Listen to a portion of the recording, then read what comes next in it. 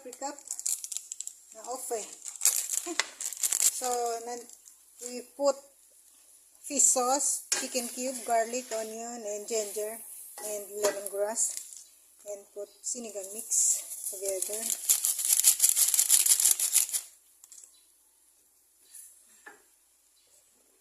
And the chicken. Yeah.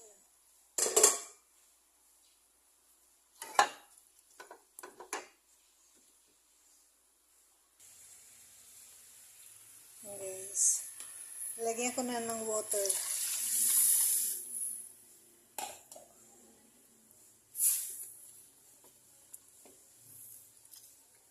Kulo-kulo na lang siya. Kaya lagyan na rin yung sili. Okay. And since kumulo na siya guys, ililipat ko siya rito sa mahina ang apoy. Pakukulin ko siya ng 30 minutes. Ayan na siya guys.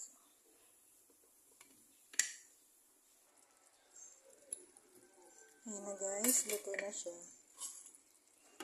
Ready na.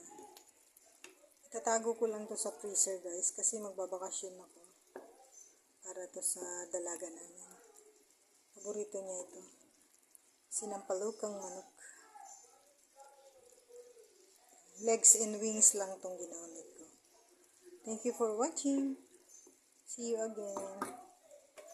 God bless. Happy Sunday. Bye-bye.